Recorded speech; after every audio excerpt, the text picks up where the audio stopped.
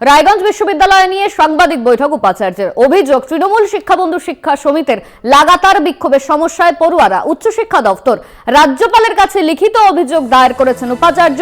কোনো নির্দেশ না পেলে আইনি ব্যবস্থার হুঁশিয়ারি উপাচার্য ডক্টর দীপক কুমার রায়ের। ইতিমধ্যে রাজ্যপালকে তিনি চিঠি লিখেছেন। বিক্রমাদিত্য বিশ্বাস আমাদের সঙ্গে ফোন লাইনে রয়েছেন, আমাদের প্রতিনিধি। বিক্রম, এই উপাচার্যের যে চিঠি, এরপর কি কোনো ব্যবস্থা নেওয়া হয়েছে? ঠিক কি অভিযোগ সামনে আসছে?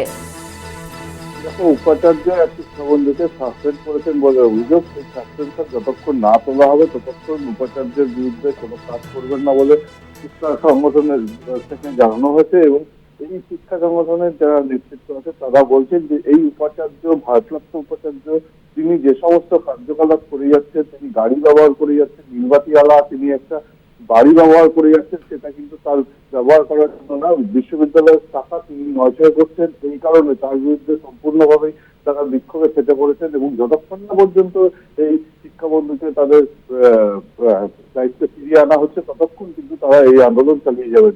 এবং এই অভিযোগ এবং অভিযোগের ভিত্তিতে আইনানুগ ব্যবস্থা নেওয়ার কথা উপাচার্যকে বলা হলে তিনি বলেন যে প্রথমে আমি রেজিস্ট্রারকে জানিয়েছি এবং ইয়েকে জানিয়েছি, আমাদের রাজ্যপালকে জানানো হয়েছে, তারা যেখান থেকে যা পদক্ষেপ দেবেন তাই তিনি মানবেন। ধন্যবাদ। তুমি বিক্রমাদিত্য, আমাদের সঙ্গে ফোন লাইনে ছিলেন আমাদের প্রতিনিধি বিক্রমাদিত্য বিশ্বাস।